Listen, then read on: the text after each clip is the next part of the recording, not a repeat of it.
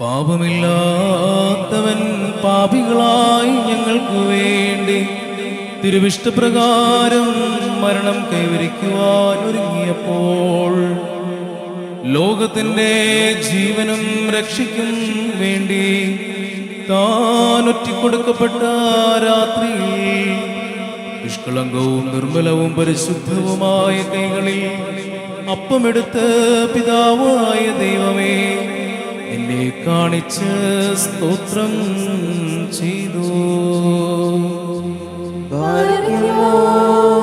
വാഴ്ത്തി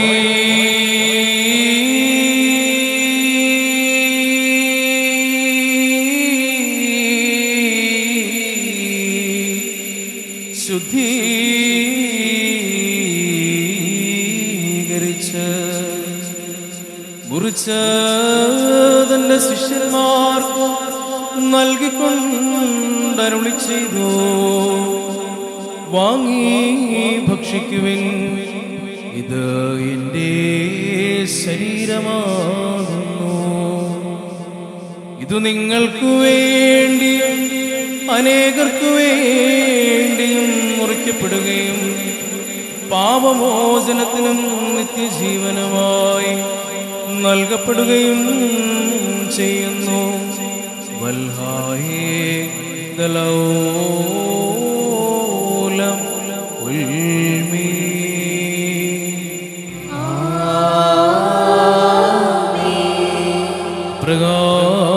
പ്രകാരമത്താഴത്തിനു ശേഷം പാനപാത്രമെടുത്ത് വീഞ്ഞും വെള്ളവും കലർത്തി സ്തോത്രം ചെയ്തു.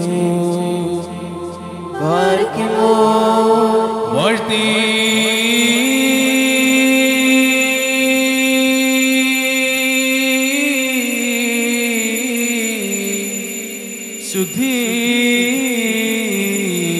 ശുദ്ധീകരിച്ച് ശിഷ്യരായ സ്ലീഹന്മാർക്ക് നൽകിക്കൊണ്ടരുളി ചെയ്തു.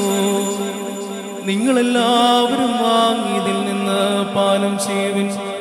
ഇത് പുതിയ നിയമത്തിലെ എൻ്റെ രക്തമാകുന്നു.